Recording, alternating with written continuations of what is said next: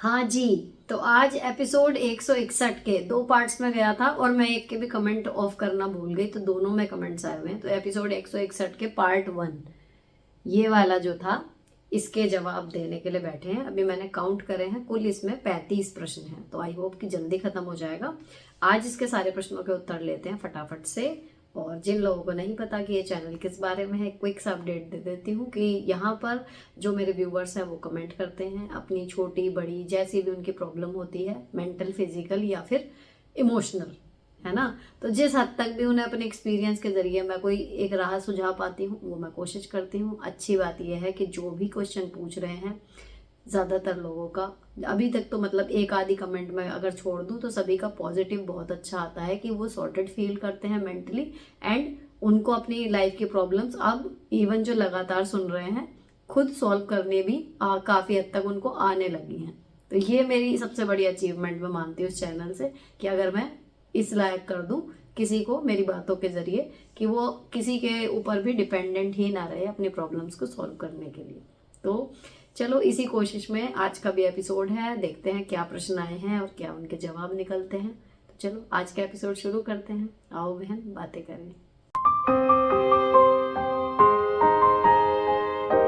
देखो जी, first question. दीदी मैं कहीं बाहर जाती हूँ तो मेरी सास मुझे जाने नहीं देती है, चाहे मैं लड़के को ट्यूशन छोड़ने ही जाऊं। मैं जब निकल जाती हूँ उसके बाद पोछा लगा देती हैं और सबको दिखाती हैं कि चप्पल पहन के पोछे में आ रही है। बातों में सबसे ऊपर रहती हैं, वह सबसे नीचे रहती हैं। माँ बेटी दोनों लड़ती हैं, खूब गालियां देती हैं। मेरे मायके वालों को बताओ मैं क्या करूं। कहती हैं कि मेरे बहनों का ससुराल जाके उनका रिश्ता तोड़ देंगी। देखो, आप जैसी हो वो चाहे कितनी भी ट्रस्ट आपके ऊपर करें नहीं करें, सासू माँ और नंद, लेकिन जो बाहर के लोग होते हैं ना वो कोई भी इतना बेवकूफ नहीं होता। तो अपनी इमेज को लेके आपको कॉन्शियस तो रहना चाहिए, लेकिन उसे सुधारने के लिए अपने एक्शंस पे ध्यान देना चाहिए। बस कोई क्या कह रहा है इससे बहुत थोड़ा सा फर्क पड़ता है। मैं ये नहीं कहती कि बिल्कुल फर्क नहीं पड़ता। पहले मैं कहती थी कि अगर हम सही हैं तो बिना आग के धुआं कैसे उठेगा। तो लेकिन भड़काने वाले, आपकी इमेज खराब करने वाले इस हद तक बातें कर सकते हैं। कुछ लोग उनकी बातों पर थोड़ा बहुत यकीन भी करने लगते हैं, तो बिना आग के भी धुआं होता है, पहली चीज। दूसरी, वो धुआं ही होके रह जाएगा, जब आग नहीं है तो आग नहीं होगी। लेकिन हम गलती ये करते हैं कि अगर हम इसी सोच पे चलेंगे ना कि अगर हम सही हैं तो कोई क्या कह रहा है तो क्या फर्क पड़ेगा, अगर हम इस सोच पे चलते हैं तो गड़बड़ कहाँ होती है कि जो सामने वाले ने कह दिया वो साइड तो पब्लिक को सुनाई दे जाती है, लेकिन जो हमारी साइड है, क्योंकि हम एक्सप्लेनेशन देने ही नहीं चाह रहे किसी को, हमारी साइड कभी भी सामने नहीं आती। और चाहे ना चाहे कहीं ना कहीं पब्लिक की नज़र में हम गलत बन जाते हैं शॉर्ट टाइम के लिए। लॉन्ग टाइम में तो जो ओरिजिनलिटी है वही दिखेगी इंसान की, लेकिन हो सकता है आप उस जगह से शिफ्ट हो जाएं, है ना। बहुत सारी चीजें हैं। तो पहले मैं अपने एक्सपीरियंस से ये बता रही हूँ कि पहले मैं भी यही सोचती थी कि जब मैं सही हूँ तो मैं किसी को क्यों सफाइयाँ दूँ, ये वो। बहुत सारे रील्स भी आपको इसी बात पे मिलेंगे कि अपनी मस्ती में रहो, क्या ही फर्क पड़ रहा है, कोई कुछ कह देगा। देखो, फर्क थोड़ा सा पड़ता है, बहुत नहीं पड़ता। सच्चाई कोई नहीं बदल सकता, लेकिन हाँ, झूठ के पैर होते नहीं है, पर वो थोड़ा बहुत घिसट पिसट के फिर भी चल लेता है। मैं तो ये कहूंगी इस कहावत को थोड़ा सा बदल के। तो उसके लिए हमारे लिए जरूरी होता है कि अगर कोई हमारी बुराई कर रहा है, अगर कोई हमारी झूठी बातें फैला रहा है, तो हम लोग भी जहां वो फैला रहा है उन लोगों के टच में जरूर रहें, डायरेक्टली इनडायरेक्टली अपना पक्ष रखते रहें। तो उससे क्या होता है कि सामने वाले को दो पॉइंट ऑफ व्यू मिलते हैं। अब वो समझदार है नहीं है, लेकिन वो फिर भी थोड़ा सा पलट जरूर हो जाएगा कि ये बहू खराब है या अच्छी है। ये मोटी सी बात है, लेकिन आपको ना, मैंने देखा, मतलब इतनी रील्स आती हैं सेल्फ इम्प्रूवमेंट की, या बहुओं के लिए, या कुछ भी है, या आपस में भी हम लोग कभी बातें करते हैं महिलाएं, इतनी कभी किसी ने ये चीज सुझाई नहीं। लेकिन मुझे लगता है कि ये बेस्ट है। अगर आप ठीक भी हो ना तो अपनी साइड लोगों के सामने बीच बीच में थोड़ी बहुत रखते रहो, तो आपकी इमेज हमेशा ठीक बनी रहेगी। आपको उसकी टेंशन लेने की जरूरत नहीं कि वो क्यों कह रहा है, उसका मन है वो कह रहा है, लेकिन आप अपनी साइड तो रखो, ठीक है ना। तो अब यहाँ पर आपके वाले क्वेश्चन पे आते हैं दोबारा। ये तो एक जनरल सी बात होगी सबके लिए। आपके क्वेश्चन पे आते हैं। तो देखो, अगर वो आपके जाने के बाद पोछा लगा रही है, सबको दिखा रही है, ये है वो है, तो मान लो आप ट्यूशन छोड़ने जा रहे हो, तो आप ट्यूशन सुबह तो जान ही रहोगे।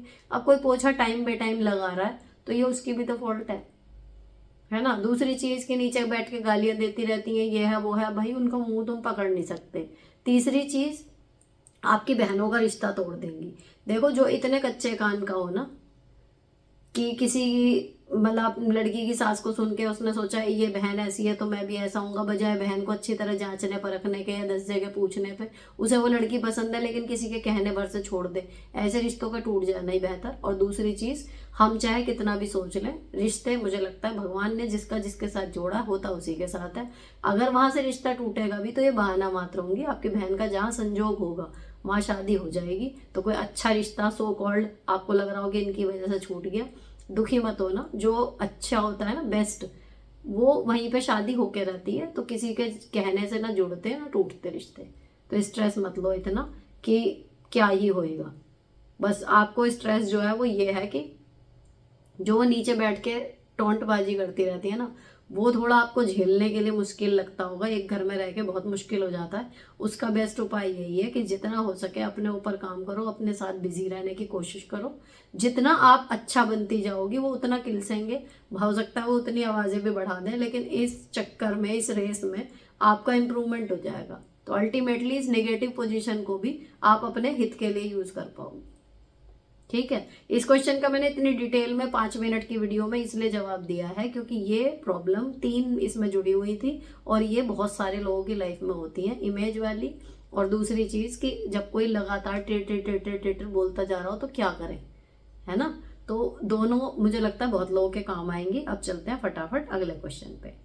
नेक्स्ट, हेलो मैम, मेरी जेठानी की बेटी जब 2 साल की थी तब मेरी ननद पैदा हुई और उन्होंने उसको अपने बच्चे की तरह पाला। मेरी शादी में वो 8 साल की थी, हम दोनों ने उसे अपने बच्चे की तरह प्यार दिया। आज वो एक 26 ईयर टीचर है। मेरा सवाल है कि वो हमेशा जेठानी को ज्यादा अहमियत देती है मुझसे छुपाकर।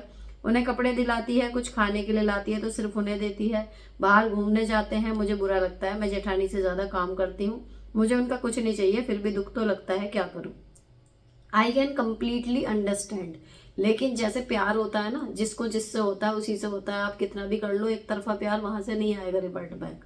सेम चीज बच्चों में भी होती है।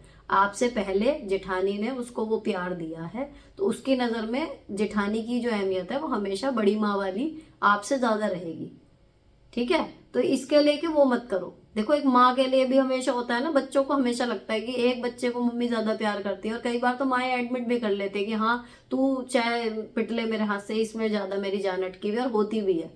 कई बार मैंने देखा है और वो एडमिट भी कर लेती है। तो सेम चीज बच्चे के साथ भी होती है कि बच्चे को किसी एक से इतना ज्यादा प्यार होता है कि वो उसको दुत्कार भी देगा ना तो शायद वो फिर वही जाएगा। और दूसरी तरफ एक दूसरी उसकी ताई, चाची, मामी या आप हो जैसे भाभी, वो कितना भी कर रहे होंगे नहीं होता अटैचमेंट। तो इसको ग्रेसफुली लेना सीखो कि ठीक है ना, वो उनसे ज्यादा करती है, रीजन है उसके पास। ऐसा नहीं है कि आपसे कम कर रही है तो आप बुरे हो, लेकिन उसको थोड़ा ग्रेसफुली लेना सीखो कि ठीक है, इट्स ओके। फीलिंग आप किसी की जबरदस्ती अपने लिए बढ़ा घटा नहीं सकते, जिसकी जैसी है वैसी ही रहेगी। आप अपने रास्ते चलते रहो, जितना आपके हिस्से का इमोशंस होगा वो मिल जाएगा। और ये बात तो अगर आपके और जेठानी की बॉन्डिंग अच्छी है वहां भी डिस्कस कर सकते हो, थोड़ा सा आइडिया दे देंगी कि बेटा ऐसा बुरा लगता है उनको भी, तो वो शायद बदल जाए। लेकिन कहीं ना कहीं हो सकता है आपकी एंटी चली जाए। तो इसके बजाय ग्रेसफुली लो इस चीज को। दुख होता है, मैं मान रही हूँ, लेकिन इस चीज को एक्सेप्ट कर लोगे तो फिर दुख नहीं होएगा, है ना। नेक्स्ट, दीदी मैं अपनी सास के मायके वाले रिश्तेदारों से हम परेशान हो गए हैं। मेरे बेटे की सीए की एग्जाम है और अभी मेरे पतिदेव की छुट्टियां हैं, तो हमारे शहर में एक प्रोग्राम में सभी लोग आने वाले हैं। वो हमारे यहाँ आते रहते हैं, जबकि मेरी सास को गुजरे 14 साल हो गए। मैं परेशान हो गई हूँ इन सभी के आने से। हमारा व्यवहार इन लोगों से सामान्य है, उन लोगों को एग्जाम हो या कुछ और कोई फर्क नहीं पड़ता। सभी रिटायर हो गए हैं, कहते हैं हमारी दीदी का घर है। देखो, आप इस ऐसी कंडीशन में बजाय अपनी पूरी साल की मेहनत करके कमाए हुए रिश्ते बिगाड़ने की बजाय अपने बेटे को सेपरेट रूम जहां वो पढ़ता हो, आप बस इतना कहना सीख लो कि भाई उसका एग्जाम है, उसको डिस्टर्ब मत करो।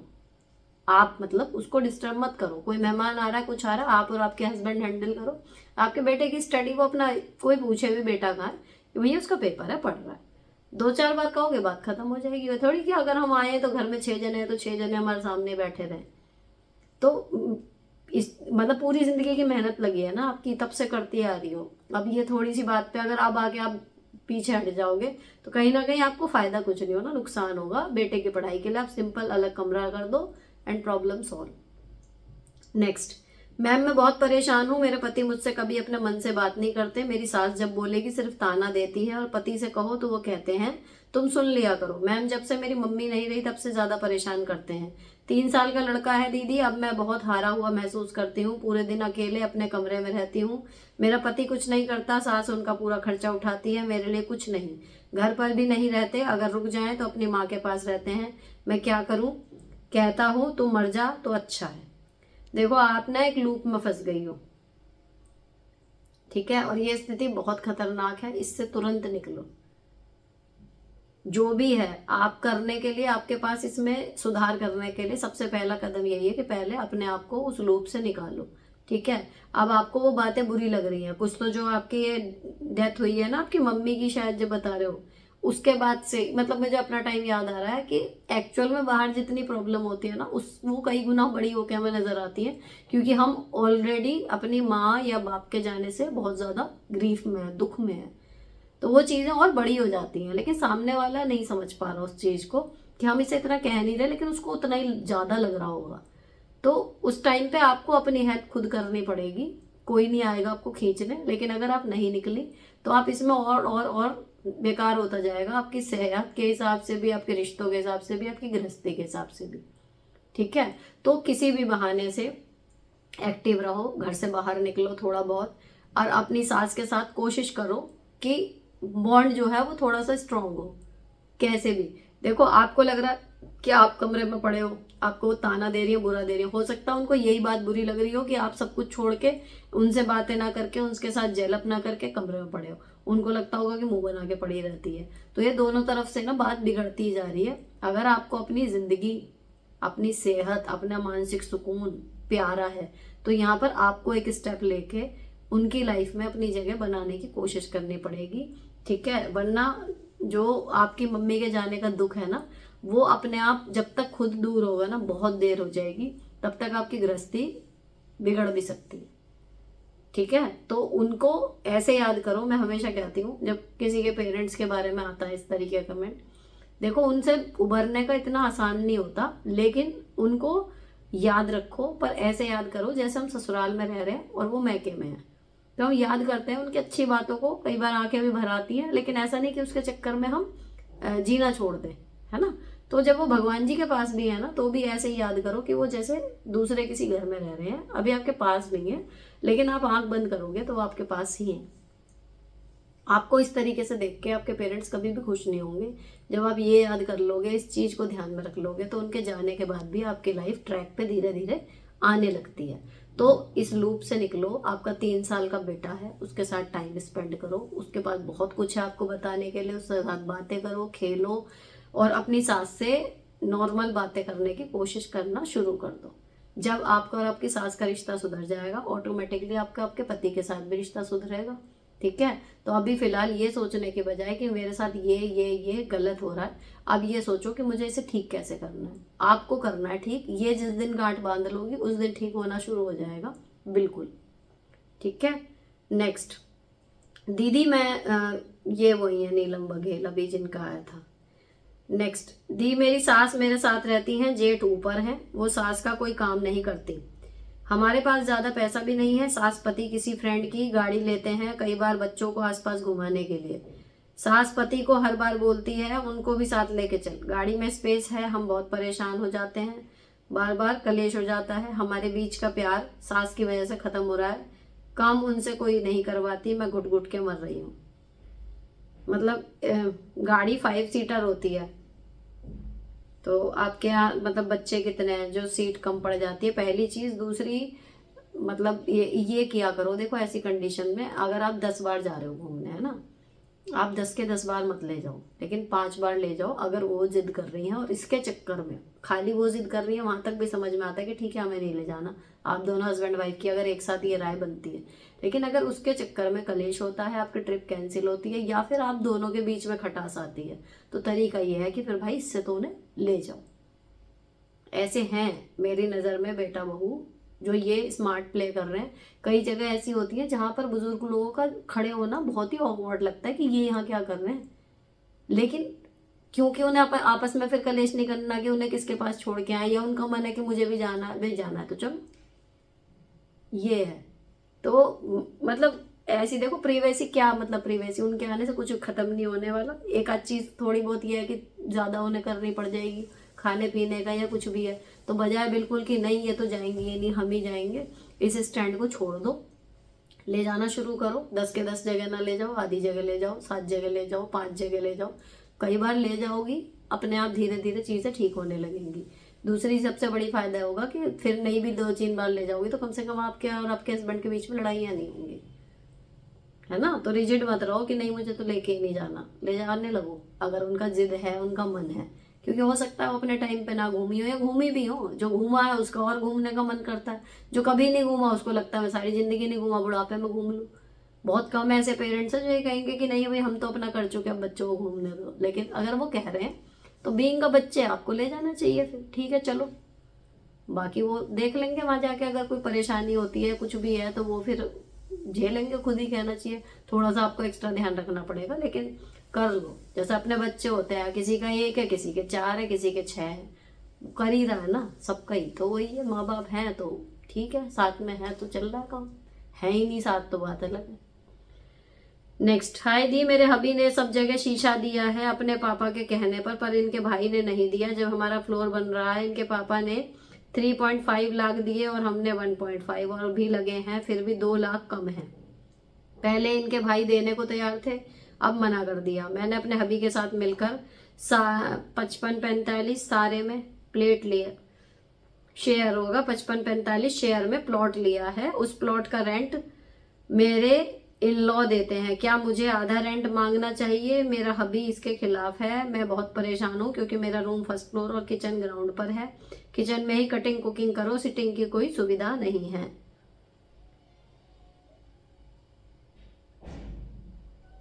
55-45 शेयर में प्लॉट लिया है, उसका पूरा वो ले लेते हैं आपके इन लॉज। और जब आपका फ्लोर बन रहा है तो इनके पापा ने 3.5 लाख दिए और हमने 1.5, फिर भी 2 लाख कम पड़ रहे हैं। मतलब फाइनेंशियल वो है। देखो इसमें मुझे लगता है कि ना, महिलाओं को इसमें ज्यादा नहीं पढ़ना चाहिए। या तो आप अर्निंग हो, आपकी कमाई की बात हो रही हो तो आप बोलते हुए अच्छे लगते हो, लेकिन अगर आपके पति, आपके जेठ, देवर या ससुर ये लोग अर्निंग है और ये आपस में डिसीजन ले रहे हैं, तो जब तक बिल्कुल लगे ना कि सिर से पानी ऊपर हो गया, तब तक हमें ना ही बोले तो ज्यादा अच्छा है, क्योंकि उस बात की कोई वैल्यू ज्यादा होती नहीं। ठीक है। अब दूसरी चीज ये है, देखो अगर वो सारा ले रहे हैं, आपके फ्लोर में थोड़ा पैसा लगा रहे हैं, जो भी है, हो सकता है वो जो 2 लाख कम पड़ रहे हैं वो भी ससुर जी बाद में दे दें, या कोशिश करें कि चलो भाई काम शुरू कर दें, फिर आगे का और करवा लें। ठीक है। वो 55 वाले में कि आधा हमें मिलना चाहिए, वो तभी करना जब आपको लगे कि इसके बिना काम नहीं चलेगा। क्योंकि देखो अभी बंद मुट्ठी चल रही है, जब तक चल जाए अच्छी बात है ना। हो सकता है कि वो खुद ही सोच समझ के आपके पैसे जो हैं वो वहां ना दे के आधा किराया वहां पर लगा दें, है ना। तो थोड़ा सा पॉजिटिव भी रहो। अब मुझे क्योंकि आपके प्रश्न से ये नहीं समझ में आ रहा कि ऐसा कितने दिन से चल रहा है। और दूसरी चीज, अगर ये चीज है भी ना, तो आप अपने हस्बैंड को कन्विंस करो, वो बात करेंगे तो ज्यादा सही लगेगा। आपका बात करना ज्यादा झगड़े को न्योता देगा, बस सिंपल सी बात ये है। बाकी मुझे हमेशा लगता है कि घर के बड़े फाइनेंशियल अगर समझदारी और पार्शियलिटी से अलग हटके बिल्कुल इक्वल इक्वल कर देना, कि हिसाब सही रखें, तो बच्चों में आधे से ज्यादा झगड़े खत्म हो जाए। ये घर के बड़े गड़बड़ कर जाते हैं कि कर देंगे चल जाएगा। जब तुम बिल्कुल किसी की नाक बंद कर ही रखोगे तो वो मुंह से सांस ले गई ना, फिर वो वाली चीज आ जाती है। तो ये घर के बड़ों की चूक हो जाती है कि समय रहते वो सही डिसीजन नहीं लेते, जो असंतोष की भावना पनपे ही ना, ये है। लेकिन देखो जब तक चल सकता है चला लो, मेरी सलाह तो यही है। उसके बाद भी अगर करना तो अपने हस्बैंड के थ्रू बात करने की कोशिश करो, खुद मत ज्यादा वो करो बीच में, वो बेकार लगेगा उन्हें। कहने का मतलब वो है कि आप उनकी बेटी नहीं हो ना बेटा हो, तो आपका सही कहा हुआ भी उन्हें बुरा लग जाएगा। नेक्स्ट, दीदी आपने मुझे जवाब दिया था बच्चे को मैं सरकारी स्कूल में डाल दूं, पर आपने एक वीडियो में बताया कि सरकारी स्कूल में नहीं पढ़ाना चाहिए। दीदी मैंने फैसला लिया था, मन फिर से कंफ्यूज हो गया। दीदी मैं चाहती हूँ मेरे बच्चे को अच्छा भविष्य हो, क्योंकि मैं और मेरे हस्बैंड अनपढ़ हैं। प्लीज दीदी अपना बच्चा समझ के जब बताइएगा। उसको 9th में अब एडमिशन कराना है। पैसे तो मैं मैनेज किसी तरह कर लूंगी, पर लेकिन आप मुझे सही बात बताइएगा अपना बच्चा समझ के। देखो मुझे आपके क्वेश्चन ना याद आ गया जो मैंने कहा था वो मैंने कहा था बिल्कुल बेसिक जो प्राइमरी क्लासेस होती हैं वहाँ, कि कितना भी कर लें हम उतनी ड्रिलिंग उतनी प्रैक्टिस उतना वो सब नहीं करा पा रहे जितना प्राइवेट वाले बच्चों को मिल जाता है। ठीक है, बिकॉज ऑफ टीचर, कि वहाँ पे टीचर ही नहीं है ना। हमारे वाले में तो एक क्लास को एक टीचर भी नहीं मिल रहा, जो मिल रहा है 3 क्लास को एक, उसको भी इधर उधर इधर उधर ड्यूटी ड्यूटी ड्यूटी ये है। तो वो मैं कह रही थी कि मतलब मुझे पता है कि एज अ टीचर हम चाह के भी वो चीज़ नहीं दे पा रहे जो हम दे सकते हैं। ठीक है, लेकिन आपका बच्चा है 9th में, अपना बच्चा समझ के भी मैं अगर कहूँ ना कि अभी मेरे बच्चे ठीक ठाक पढ़ रहे हैं, सब कुछ है, मैं अफोर्ड कर सकती हूँ, इसलिए मैं इंग्लिश मीडियम में पढ़ा रही हूँ या यहाँ पढ़ा रही हूँ जिसमें भी मैं पढ़ा रही हूँ। लेकिन अगर मेरी स्थिति ना हो या मैं खुद अपने को देखूँ तो हम लोग सरकारी स्कूलों में ही पढ़े हुए हैं। 9th से 8th तक हम लोग पब्लिक स्कूल में गए। ठीक है, जो हमारी गुंजाइश में आ रहा था। 9th से सारा सरकारी में पढ़ा, इसीलिए मैं कहती हूँ कि सरकारी में भी पढ़ के अगर आपका बच्चा मतलब पढ़ने वाला है, उसका दिमाग है कि मुझे पढ़ के ही कुछ बनना है, तो वो कर जाएगा। तो आप बेधड़क होके 9th से गवर्नमेंट स्कूल में उसका एडमिशन करा दो और वो चल जाएगा अगर उसको चलना है तो। और अगर जिसे पढ़ना ही नहीं तो देखो बड़े से बड़े स्कूल में भी नहीं पढ़ता। तो 9th वाले बच्चे का तो मैं बिल्कुल भी वो नहीं हूँ कंफ्यूज, ना आपको कंफ्यूज होना है। अगर आपको लगता है सरकारी में डाल रही हो आप तो कोई दिक्कत नहीं है, वो पढ़ लेगा। आप कोचिंग लगाओ उसका अच्छे से और उसका ध्यान पढ़ाई में अगर है तो वो सरकारी में ही पढ़ लेगा। पढ़ाई होती है इंटर कॉलेजेस में, ऐसा नहीं है कि वहाँ पे टीचर नहीं है, स्कूल में एक क्लास को एक टीचर नहीं मिल रहा या एक ही टीचर सारे सब्जेक्ट पढ़ा रहा है, ऐसा नहीं है। वहाँ पे प्रॉपर स्टाफ होता है हर चीज़ के लिए। तो वहाँ आपको इतना सोचने की जरूरत नहीं है, बेधड़क होकर आप गवर्नमेंट स्कूल में एडमिशन कराओ। नेक्स्ट, हेलो दी, मैं गवर्नमेंट टीचर हूँ, मेरे 2 बच्चे हैं। मेरे पति की प्राइवेट स्कूल थी लेकिन उस पर भी ध्यान नहीं दिया, तो अब उसमें भी बच्चे नहीं हैं। किसी काम के लिए बोलती हूँ तो बोलते हैं मैं क्या करूँ। काम करना ही नहीं चाहते, रिश्तेदारों के घर पड़े रहते हैं। आप बोलते हो कि पैसों के लिए रिश्ता खराब मत करो, लेकिन ऐसे आदमी के साथ भी मैं क्यों रहूँ जो कुछ करना ही नहीं चाहता। उसका खर्चा मैं क्यों उठाऊँ, छोड़ता भी नहीं है। पैसे होते हुए भी मैं ग्रो नहीं कर पा रही, अपनी जिंदगी में रुका हुआ महसूस करती हूँ। ऐसे आदमी का क्या करूँ जो थोड़ा बहुत कमाते हैं उसके दारू पी जाते हैं। देखो, लाइफ आपकी है, ठीक है, और हर एक को अपनी लाइफ से क्या चाहिए एग्जैक्टली उसे पता होता है। बस उसके लिए इनिशिएटिव लेना है। अब कोई औरत ऐसी होगी, देखो वो सोच रही होगी कि अगर मैं हाउसवाइफ होती, मेरा पति कमा रहा होता, जब भी तो हम सिंगल तनख्वाह में काम चलाते।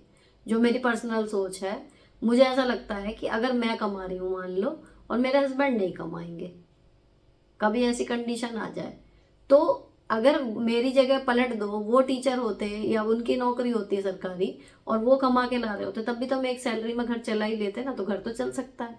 फिर अगर हमारा रिश्ता ठीक है तो हम क्यों खराब करें। मुद्दा सबसे बड़ा ये है कि आपकी और उनकी बॉन्डिंग कैसी है, क्या आप दोनों में प्यार है। अगर पैसे का मुद्दा हटा दे तो एज अ पति पत्नी आप एक दूसरे के लिए सही हैं, तो फिर पैसा इतना इंपॉर्टेंट नहीं होता कि उसके लिए हम अपना पति पत्नी का रिश्ता खराब करें। कोई फर्क नहीं पड़ता पति कमा रहा है या पत्नी कमा रही है। ठीक है, एक पॉइंट ये हो गया। दूसरा कि वो कुछ करना नहीं चाह रहे और जो कमाते हैं वो दारू में पी जाते हैं। अब दारू पीने का भी ऐसा है, देखो अगर वो दारू पी के आपकी सामाजिक छवि को खराब नहीं कर रहे, नालियों में गिरते नहीं फिर रहे, तो ठीक है, वो अपना कमा रहे हैं पी रहे हैं। आपने एक बार मेंटली मेकअप कर लिया कि ठीक है घर मुझे चलाना है। आप जो कह रहे हो ना पैसे होने के बाद भी मैं ग्रो नहीं कर पा रही, एक सैलरी को भी आप अच्छे से मतलब नियम से आप खर्च करो कि मुझे इतने पैसों में अपना घर खर्च चलाना है, इतने पैसे मुझे बचाने हैं, उस बचे हुए पैसे को मुझे इन्वेस्ट करना है, तो मैनेज हो जाएगा। अब आप ये देखो कि उनको एज अ पति, मतलब पति को आप केवल फाइनेंशियल अगर सपोर्ट मान के चल रहे हो कि पति मतलब जो कमा के लाए, तो भाई वो फेल है उस मुद्दे पे, तो बिल्कुल कमा के तो वो ला नहीं रहे। लेकिन अगर ये है कि ठीक है कमाई एक हिस्सा है पति का, बाकी चीजें मैं अपने पति से ठीक ठाक है, केवल ये कमाने और लगे तो बहुत अच्छा हो जाए, अगर ये कंडीशन है तो देखो वो चीज निकाल दो दिमाग से, आपका रिश्ता बिल्कुल ठीक हो जाएगा। और हो सकता है कुछ पता नहीं चलता कब आदमी वो हो जाए। लेकिन अगर आपको लगता है कि नहीं मतलब मैं क्यों रहूं जब ये मेरे किसी काम का नहीं है ना, आपके लिए अगर यही है कि पति मतलब कि भाई कमाए, मेरा ध्यान रखे, मेरे लिए काम करे, घर की जिम्मेदारियां पूरी तरह उठाए, है ना, मतलब हर क्षेत्र में अच्छा ही हो, वो ही पति है, तो देखो फिर आपकी लाइफ है, आपका डिसीजन है।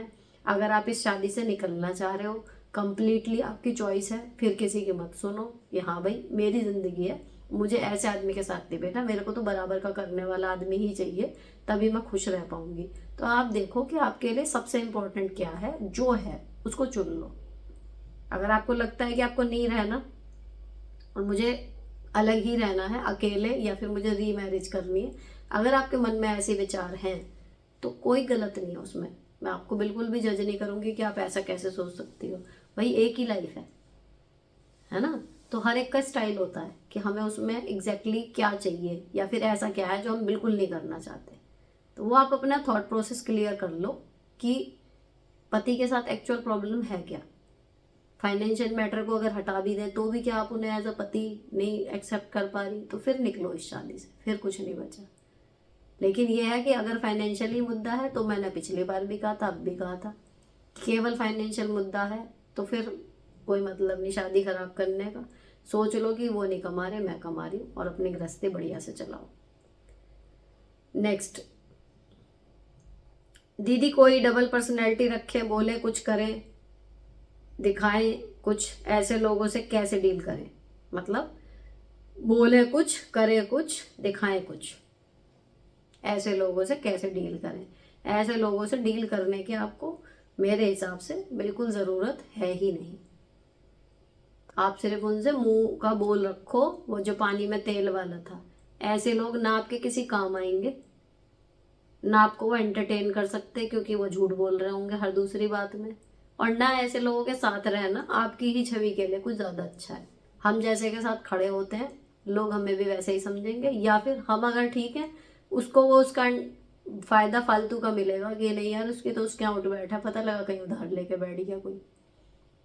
ठीक है ना। तो ऐसे लोगों के साथ सिंपल वो पानी और तेल वाला रिश्ता रखो, सामने पड़े नमस्ते ठीक ठाक हाँ जी अच्छा, और आगे बढ़ो। फालतू का डील करने की ऐसे लोगों के साथ जरूरत ही नहीं है। नेक्स्ट, दी मेरी जेठानी जेठ लगभग हर मंथ आपस में मारपीट करते हैं, एंड हमेशा जेठानी पर्सनल अपना खाना ऊपर अलग बनाती है, फिर एक वीक होता है वापस नीचे आ जाती है बनाने, और तब तक उसके बच्चों और पति का खाना 70 साल ओल्ड सास बनाती है। हम अपना खाना अलग बनाते हैं क्योंकि सास ने ही हमें अलग थलग कर दिया था। तो क्या मुझे सास की हेल्प करनी चाहिए उन लोगों का खाना बनाने में, या इग्नोर करूं क्योंकि गिल्ट होता है कि कहीं मैं पाप तो नहीं कर रही। Please guide. ये पैटर्न है, 1-2 मंथ में होता रहता है, आपको बीच में पड़ने की कोई जरूरत नहीं है। या तो आपकी और आपकी सास की बॉन्डिंग बहुत अच्छी होती, तब बनता था ये जो आप सोच रहे हो। आपको बीच में पड़ने की कोई ज़रूरत नहीं है, कोई पाप नहीं कर रही हो। लेकिन हाँ, किसी दिन वो बीमार है, कुछ है, आपको लगे कि आज उठ ही नहीं पा रही है, कुछ भी है, तो एटलीस्ट उनको बना के दे दो, है ना। तब है अलग चीज। लेकिन अगर किसी की ऐंठ और स्वास्थ्य बिल्कुल ठीक है और उसने आपको खुद छिटक के अलग करा है, तो ऐसे बड़े के लिए आप फालतू में जाओगे भी ना तो लताड़ ही खा के वापिस आओगे, फायदा कुछ नहीं होना। नेक्स्ट, मेरी आंखें तो बहुत सुंदर हैं पर आईने के सामने ना हूं तो ऑटोमेटिक छोटी हो जाती हैं, जैसे नींद आ रही हो ऐसी दिखती हैं। पहले तो ठीक चलती थी पर पुबर्टी के बाद जहाँ शरीर में चेंज हुए तो बहुत बुरी तरीके से चलने लगी हूँ।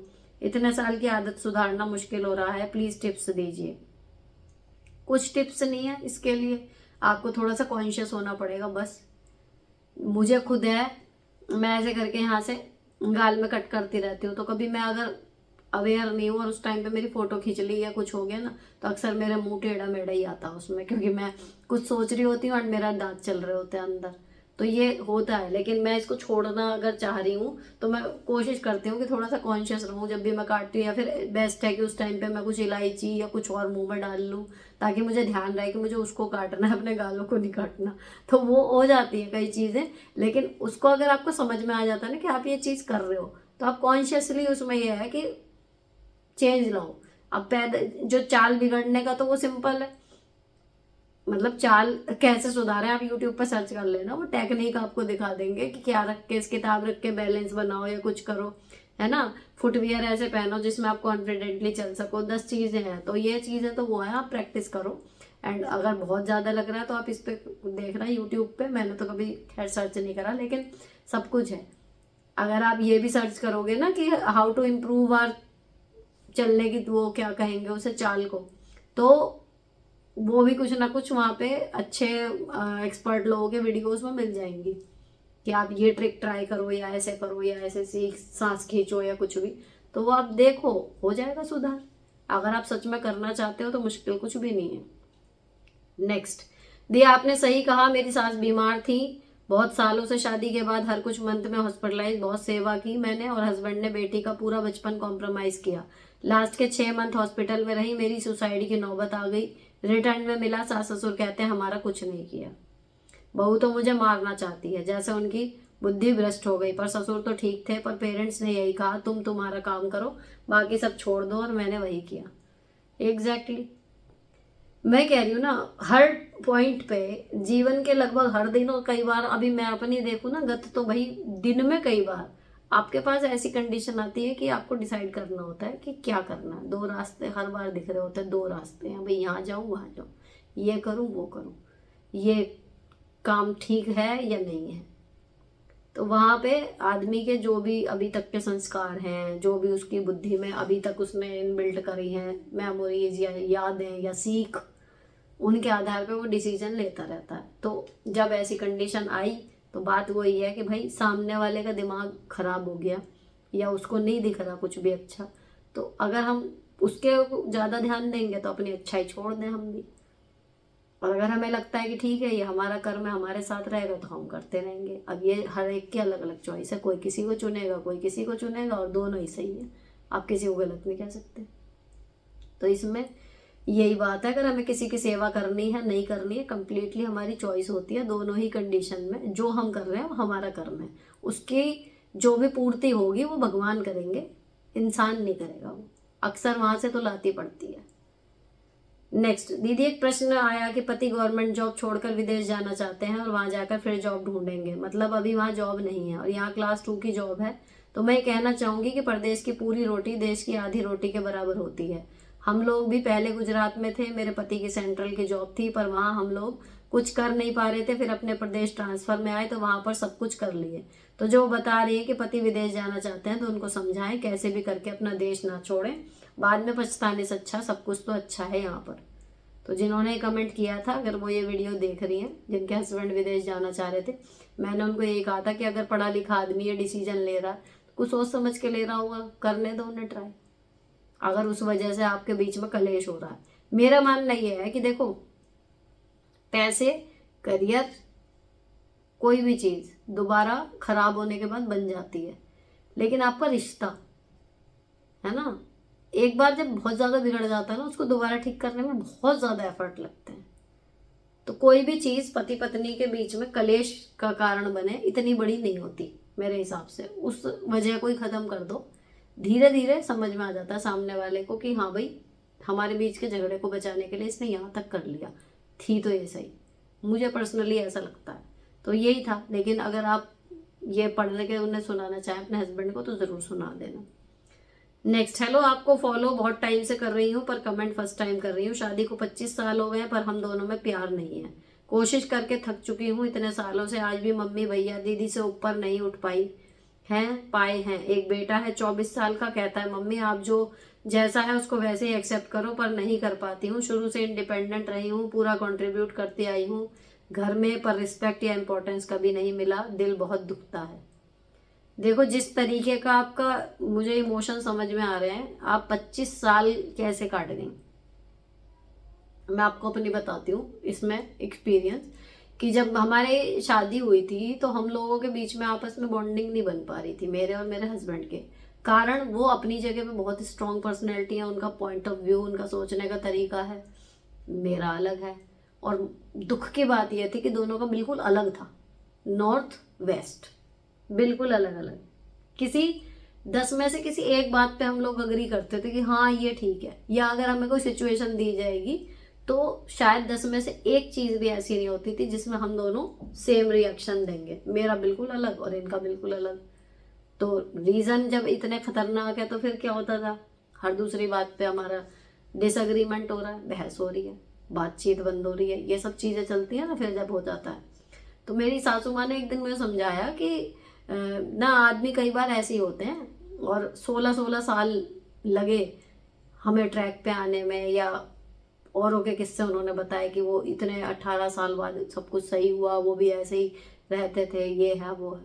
मेरा क्विक रिएक्शन था कि भाई रुक गए होंगे 16 साल 18 साल, मैं नहीं रुकूंगी इतना टाइम, मेरे पास नहीं है इतना समय कि मैं एक रिश्ते को ठीक करने के लिए अपनी ज़िंदगी के 16 साल 18 साल बिता दूँ, भले वो रिश्ता शादी का। मैं कहा भाई जल्दी ठीक हो जाए तो ज़्यादा अच्छा, हमसे ना हो पाएगा। मैंने तो हंस के यही कह दी थी कि मतलब हमसे ना हो पाएगा, 16-18 साल मैं एक ही रिश्ते में वेस्ट कर दूँ, पता लगा सारी ज़िंदगी तो निकल गई, उसके बाद अगर कोई प्यार करने भी लगा या सही से रहने भी लगा तो फ़ायदा क्या, है ना। तो मेरा पॉइंट वहीं पे वहीं क्लियर हो गया ना कि भाई ये इस तरीके से मैं नहीं चलूंगी, थोड़ा तुम बदलो थोड़ा हम बदलें, ऐसे करके हो जाए 2-3 साल में सही तो ठीक, नहीं तो 16-18 साल, अब आप तो 25 साल। तो ये चीज मैं ये नहीं कह रही कि आपको मैं जज कर रही हूँ कि अरे 25 साल बाद आपको प्यार क्यों नहीं हुआ, नहीं हुआ वो एक अलग चीज है, लेकिन आप जितना इस चीज को लेके मुखर हैं कि भाई मेरे को प्यार नहीं हुआ और मैं नहीं रह रही इसके साथ, ऐसे मैं क्यों रहूं, मैं एक्सेप्ट नहीं कर पा रही, तो 25 साल कैसे निकल गए। वो फिर शादी के शुरुआती सालों में ही होता है कि भाई इस तरीके के रिश्ते में मैं नहीं रहूंगी, मैं अपनी पूरी जिंदगी बर्बाद थोड़ी करूंगी। अब आप अब कह रहे हो आपके 25 साल ऑलरेडी खराब हो चुके, अब क्या ऑप्शन है बताओ। दूसरी शादी करोगे, इन्हें छोड़ोगे, बच्चों को छोड़ोगे, दूसरे पति में ये चीजें ढूंढोगे, मिलेगी नहीं मिलेगी वो भी भगवान ही मालिक है।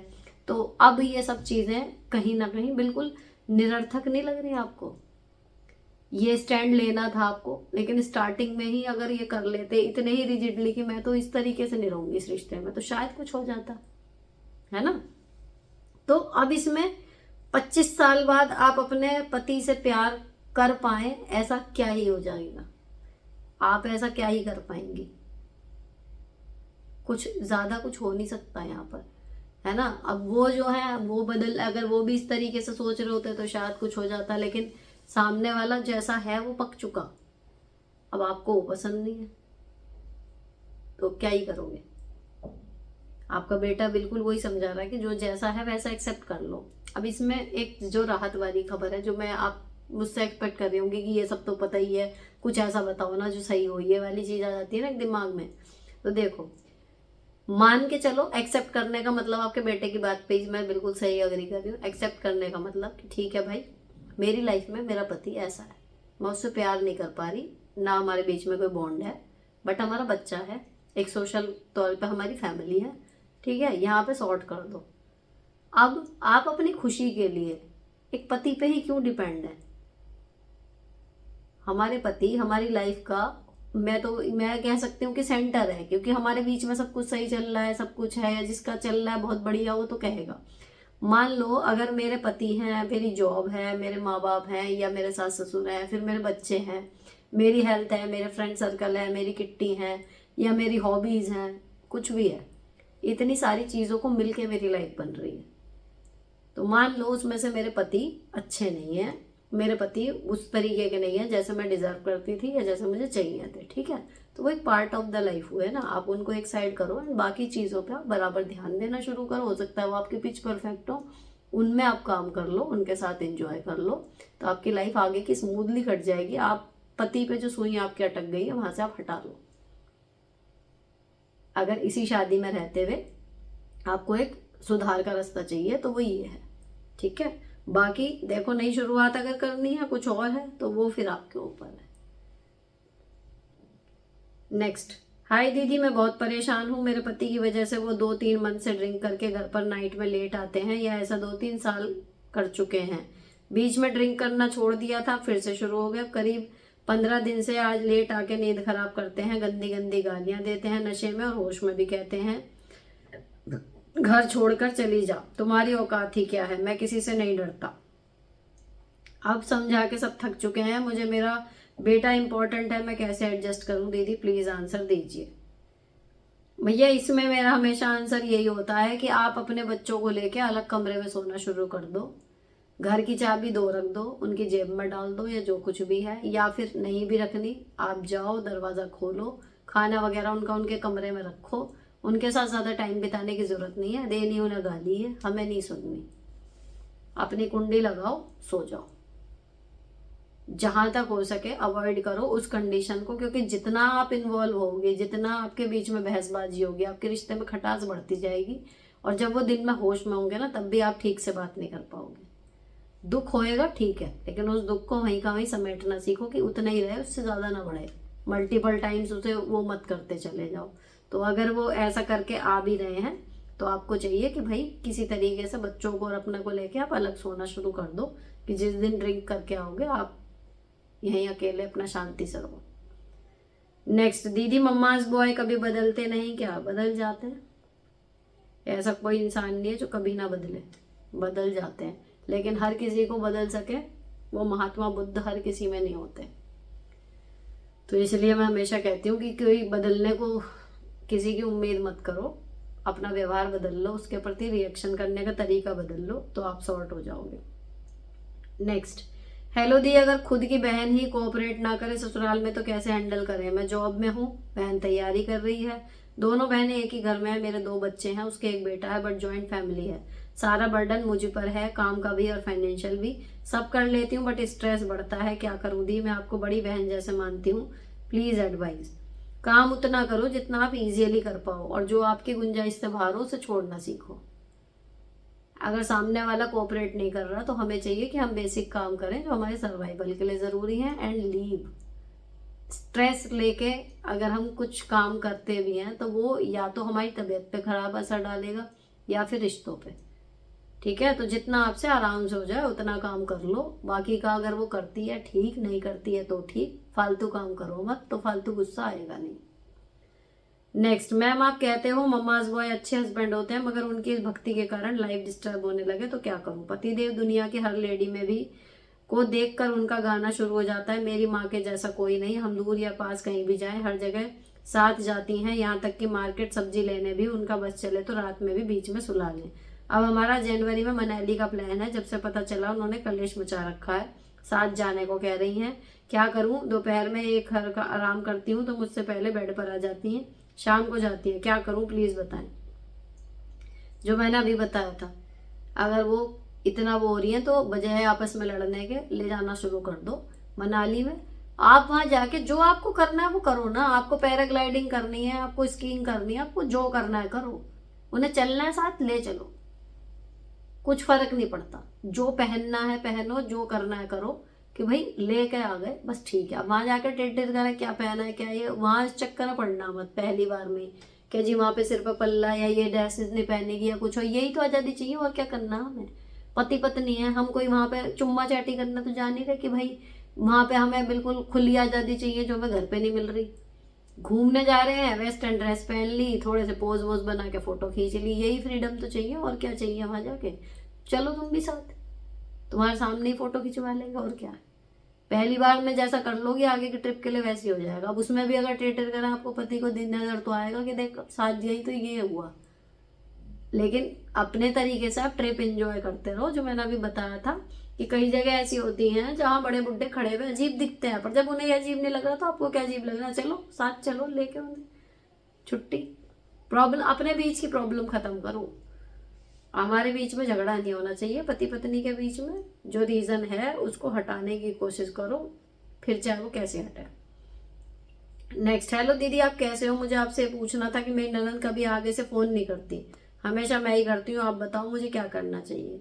करते रहो आप ही, क्योंकि आप छोड़ दोगे फिर आपकी गलती निकलेगी। चाहे चल रहा चलने दो, फालतू वो हिसाब रखो ही मत कि इनने नहीं करा।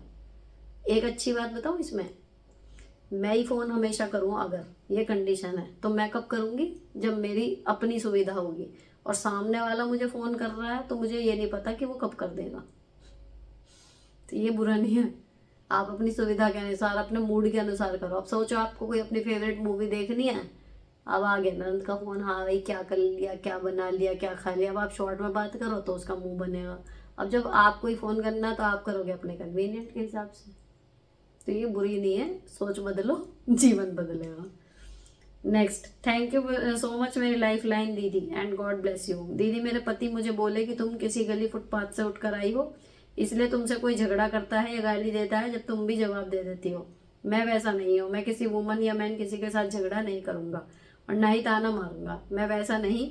मैं गलत जगह आ गया, मुझे अलग जगह रहना चाहिए था। मैं बोली कि सबका मैन आकर कुछ भी बोलता है, कभी भी आप भी एक्शन दिखाइए या बोलिए इसी बात पर। मेरा पति वैसे बोलने लगा। दी प्लीज रिप्लाई एंड सजेशन, मुझे क्या चाहिए करना चाहिए? आपको चुप रहना सीखना होगा। अगर आपके पति इतने अहिंसावादी हैं तो आप भी अहिंसावादी बन जाओ। जब तक बहुत ज्यादा सिर से ऊपर पानी न बह जाए तब तक आप बिल्कुल बोलो ही मत। कोई कुछ भी कह रहा है चुप लगा जाओ, या फिर उस लड़ाई को अकेले लड़ लो। नेक्स्ट, दी मैं बहुत दिनों से आपसे ये बात करना चाहती थी। मैं भी जॉइंट फैमिली में हूँ, सास ससुर बहुत अच्छे हैं, बट ननद जेठानी के बच्चे अच्छे हैं। बस वही बात है कि जब गलत को गलत बोलो तब नाराज हो जाते हैं, नहीं बोलते। बट मेरा मानना है कि जब बात ज्यादा बड़ी ना हो तब बोल चाल नहीं बंद करनी चाहिए। मैं अपनी साइड से बोल देती हूँ, बाद उस इंसान से उसी लहजे में बात करती हूँ। मुझे लगता है जब बोलचाल बंद हो जाता है तब एक साथ रहकर टेंशन रहती है, इसलिए मैं बोलचाल नहीं बंद करती। क्या मैं ठीक हूँ? जी आप बिल्कुल ठीक हैं। ये हमेशा का नियम होता है कि आपकी किसी से कोई बात खराब भी हो गई ना तो नमस्ते का रास्ता हमेशा रखो। मुझे एक मैम थी एजिड सी, जब मैं अनमैरिड थी, तब उन्होंने ये बात मेरे को बोली थी कि बेटा नमस्ते का रास्ता ना कभी बंद नहीं करना चाहिए, चाहे कुछ है नहीं है, हाँ हूँ हेलो का रास्ता जरूर रखो। तो वो चीज मुझे जितनी एज आगे जाती जा रही है मुझे समझ में आता है कि ये चीज सच में प्रैक्टिकली सही है। किसी से आपके मतभेद हो गए, कुछ हो गया, लेकिन राम राम नमस्ते गुड मॉर्निंग इतना रिश्ता तो कभी भी खत्म मत करो।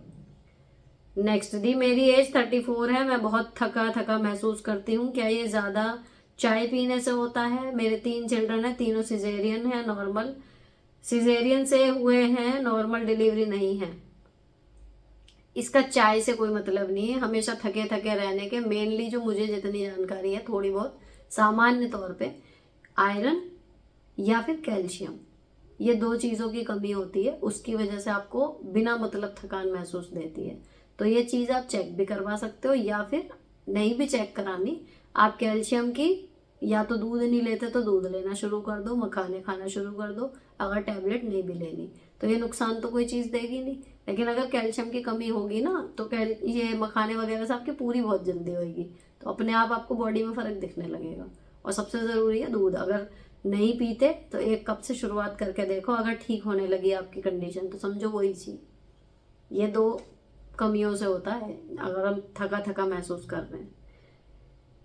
नेक्स्ट, हेलो मैम, मेरे गले मोहल्ले के जो पहले मेरे फ्रेंड्स थी बट अब किसी एक के साथ अनबन होने की वजह से और भी मुझे काम ही बातें करते हैं कम ही, और जब काम हो तो कॉल करती हैं। क्या करूं इनकी वजह से बहुत स्ट्रेस में रहती हूँ। मुझे समझ में ये नहीं आ रहा कि मेरे में ही क्या प्रॉब्लम है या लोगों को दिखावा पसंद है।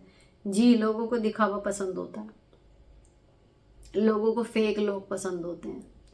हर आदमी आपको ये कहता मिलेगा कि यार मैं तो फेक नहीं हूं या मुझे फेक लोगों से चिढ़ है, लेकिन अगले क्षण आप उसे देखेंगे कि जिसके लिए बुराई कर रहा होगा सामने उससे ठीक से बात कर रहा होगा, और ना ही सिर्फ ठीक से।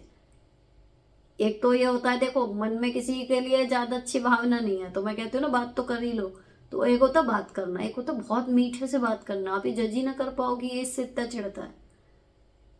और आप जब पूछोगे कंपैरिजन में तो जो वो फेक एक्ट कर रहा होगा यार वो बहुत बढ़िया आदमी है या अच्छे से बात करती है, उसे तो बात करने का तरीका बहुत अच्छा है। तो लोगों को फेकनेस, झूठ, दिखावा पसंद है, भले वो मना करते रहे कि ऐसा नहीं ऐसा नहीं, लेकिन पसंद है। तो अगर आपके साथ ये प्रॉब्लम हो रही है तो गलत नहीं हो, आप जस्ट प्योर हो, ठीक है। तो आपको ये प्रॉब्लम जिंदगी भर आएगी, क्योंकि मुझे भी आ रही है, ठीक। आप दूसरी चीज की, अगर वो फोन करते हैं जब उनकी जरूरत होती है, अगर कोई ऐसी चीज है जो आप एफर्टलेसली पूरा कर सकते हो कर दो, आपके तो पॉइंट्स बढ़ ही रहे हैं ना उसमें।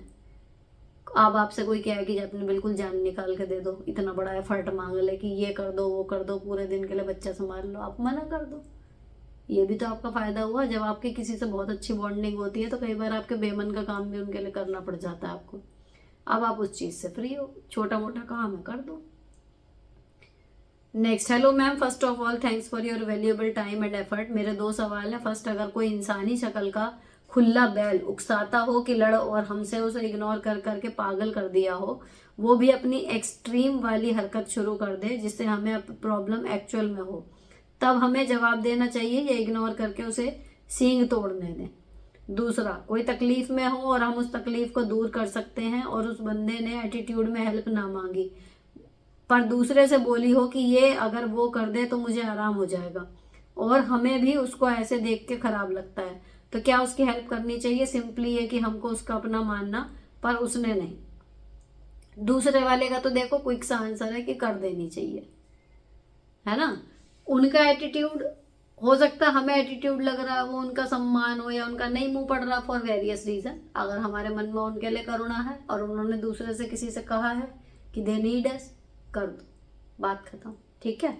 दूसरी, ये जो पहला वाला क्वेश्चन आपने पूछा था कि जो बैल की तरह आपको वो कर रहा हो प्रोवोक, अब आपको उसको एटीट्यूड मतलब आप उसको इग्नोर कर रहे हो, थक गए हो इग्नोर कर करके, तो कब तक इग्नोर करें। देखो हर आदमी की अपनी सहन शक्ति होती है।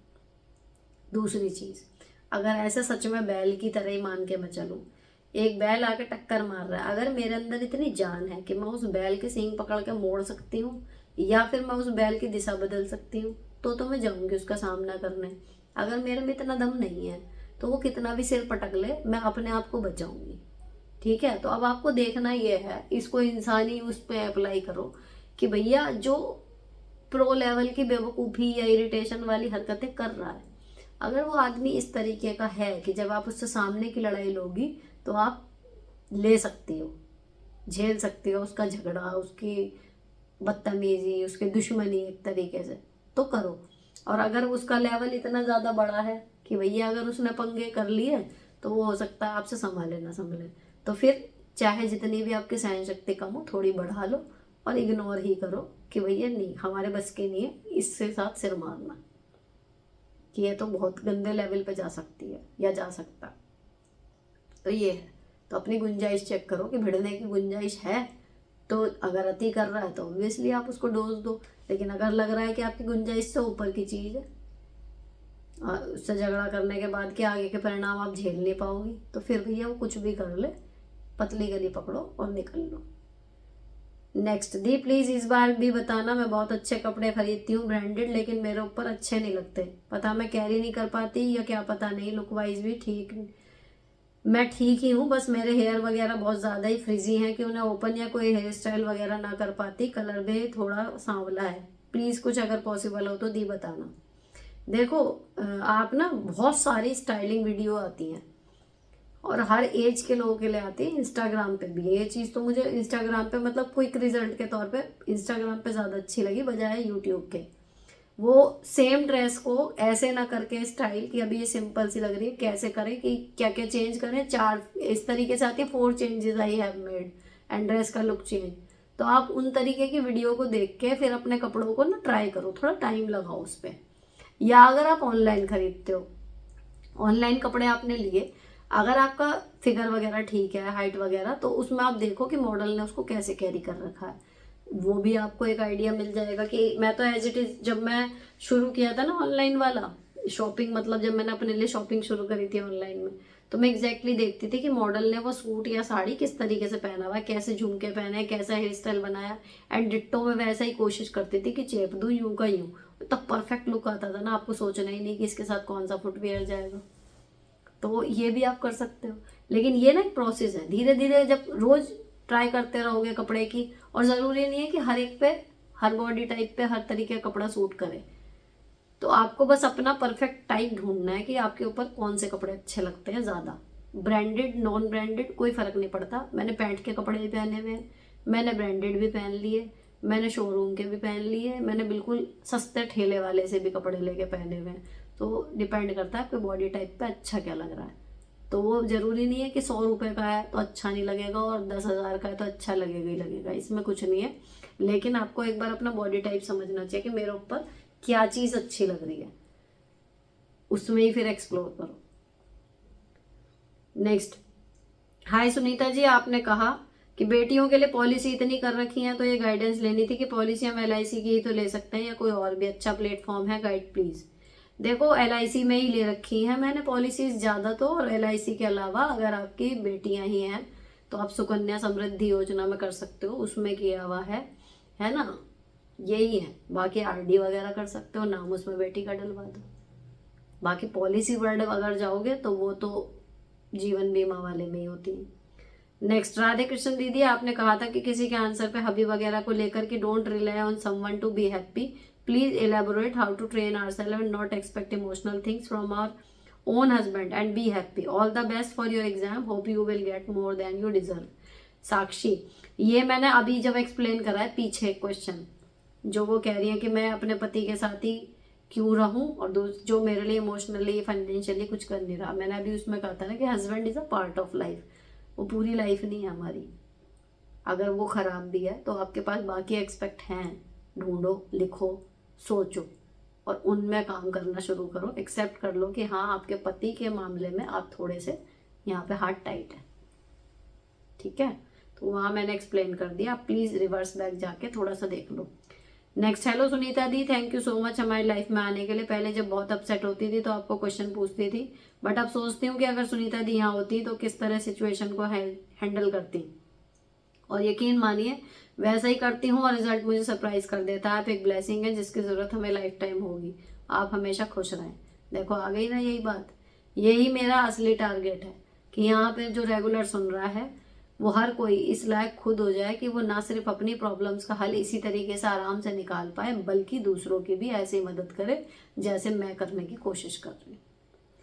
नेक्स्ट, दीदी मेरी शादी को 7 महीने हुए हैं। शादी के 3 महीने बाद हस्बैंड लंदन चले गए थे। अब दिक्कत यह है कि घर के काम में सासू माँ को कभी कभी हेल्प कर देती हैं, लेकिन नंदे कहती हैं मम्मी क्यों कर रही हो, यही करेगी, और वो लोग किसी काम को हाथ नहीं लगाती। हस्बैंड को कहो तो उनका अपने घर वाले सही लगते हैं। मेरी स्टडी भी चल रही है ग्रेजुएशन की, मैं परेशान रहती हूँ इस चीज से, क्या करूँ, कैसे समझाऊं हस्बैंड को। देखो जी, सीधा कह दो कि जब ये कहते हैं ना कि यही करेगी, तो एक बार सीधा बोल दो ना कि मतलब बहू लाए हो नौकरानी लाए हो, या फिर कोई नहीं करेगा फिर वो लगा लो हाउस हेल्प। लेकिन ये तरीका आपकी पढ़ाई नहीं भी चल रही होती, या आपके हस्बैंड आपके पास भी होते, तब भी ये चीज है ही नहीं ना प्रैक्टिकली पॉसिबल।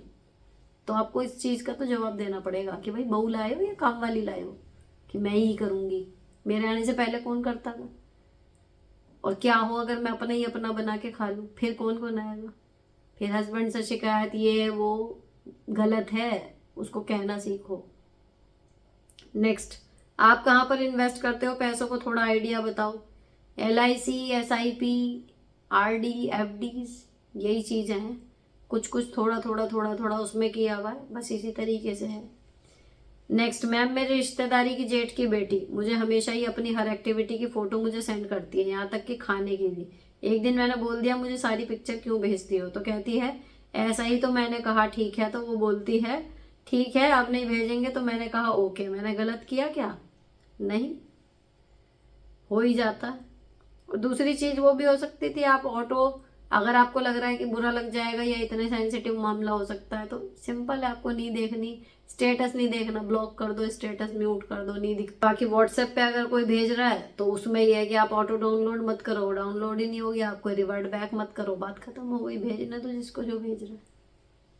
नेक्स्ट, दीदी जब मेरे हबी टूर पर जाते हैं, मेरे ननद इमोशनल कर हर बात मना लेती है। फॉर एग्जाम्पल, तू ही मेरे बात नहीं मानती, हमें माँ को कैसे कहूँ, और मेरी बारी आती है तो कोई नहीं बोलता, चुप हो जाते हैं। फॉर एग्जाम्पल, मेरे हबी मेरे घर नहीं जाते, सभी ननद और सास को बताया, कुछ रिस्पॉन्स नहीं है, ऐसे में क्या जब हबी टूर पर जाए। मतलब आपकी हबी जो है वो टूर पे जाते हैं तो ननद इमोशनल करके हर बात मना लेती है, मतलब आपकी बुराइयां करती है ना, तो आप उनके ऊपर ही छोड़ दो। आप एक्सप्लेनेशन दो ही मत, कहना मैं दूंगी भी एक्सप्लेनेशन तो आपको सुननी नहीं, तो आपको जो यकीन मानना है मान लो, इट्स ओके। जब आप एक्सप्लेन करना बंद कर दोगी, बहस करना बंद कर दोगी, कहीं ना कहीं एक्शन दिखेंगे जब आप उनके सामने क्या कर रहे हो, कैसे कर रहे हो, है ना, तो हो सकता है चीजें ट्रैक पर आए। आप उन्हें एक्सप्लेन करना बंद कर दो कि जब आपको मेरी बात सुननी नहीं है, समझनी नहीं है, तो मुझे बतानी भी नहीं है, आपको जो ठीक लगे आप वो सोचो और वो करो, बाकी मुझे झगड़ा नहीं करना। नेक्स्ट, दी मेरा 8 साल का बेटा है, घर का क्या काम सिखा सकती हूँ उसको। 8 साल का बच्चा अपना बैग लगा सकता है, अपने उतारे हुए कपड़े लॉन्ड्री तक पहुंचा सकता है ना, अपनी किताबों की अलमारी सेट कर सकता है। इसके अलावा अपने खाए हुए बर्तन सिंक तक लेके जाए, अपने मम्मी पापा को अगर खाना कुछ ला के देना वो ला के दे सकता है, ये सारी चीजें वो कर सकता है। अपने खिलौने जगह पर रखना, है ना, तो बेसिक से शुरू करो, फिर अगर आपको लगता है कि उतना कर लेता है तो फिर आगे के और काम सिखाना। इतना हो जाए तो भी बहुत है। ठीक है, तो यहाँ पर एपिसोड 161 का पार्ट 1, उसके सारे सवालों के जवाब मैंने दिए, 35 के 35, कोई भी नहीं छोड़ा। आई होप आपको अच्छे लगे होंगे, और अगर ऐसा है तो अपना कमेंट भी कीजिएगा, साथ में चैनल को सब्सक्राइब करके अगर लगे कि किसी और के काम का है तो उसको भेज दीजिएगा। मिलती हूँ आपसे नेक्स्ट एपिसोड में। Till then bye bye, stay beautiful and sorted always.